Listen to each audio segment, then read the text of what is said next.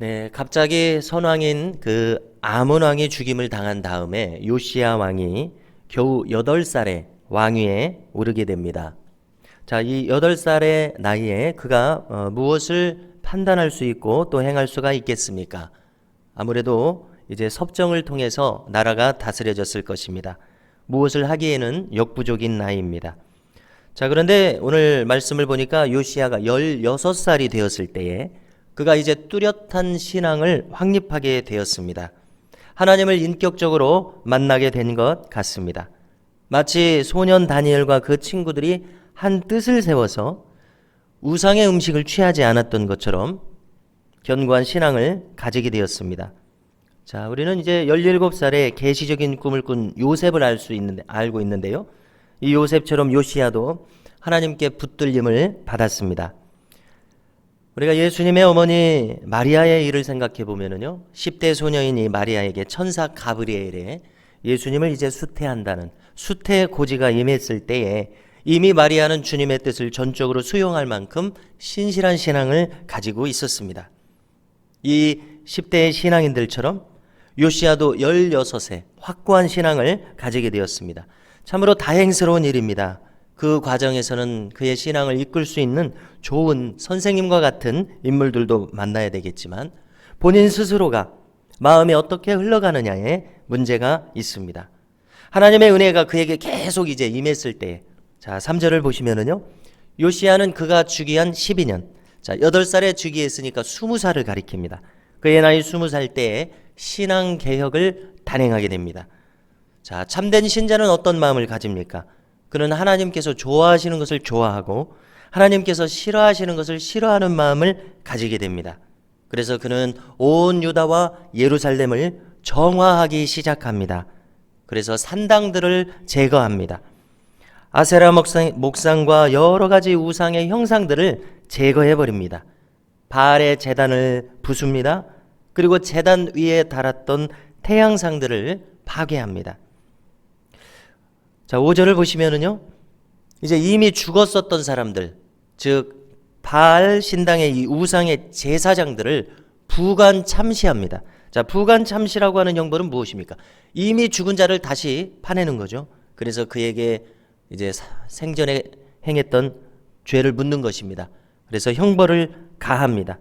어떻게 했습니까? 무덤에서 그들을 파냈습니다. 그 뼈를 그 우상의 제단에서 불살라 버렸습니다. 자, 이것은 무슨 의미입니까? 요시야 왕의 단호한 의지를 보여주고 있습니다. 그리고 온 이스라엘에 여전히 행세하고 있는 우상 숭배자들에게 엄히 경고하는 것입니다.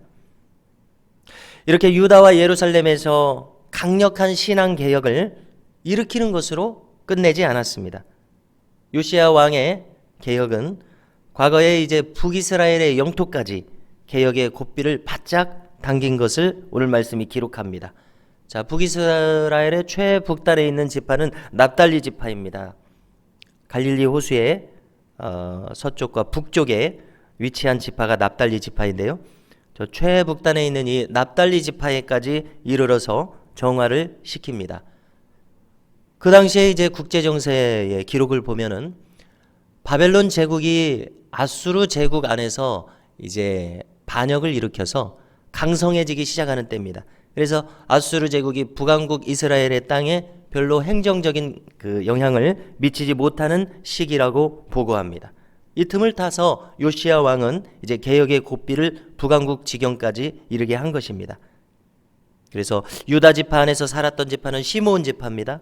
그리고 바로 위에는 에브라임 지파고 더 위는 므낫세 지파입니다. 이 모든 지역에 이르러서까지 우상의 제단들을 파괴합니다.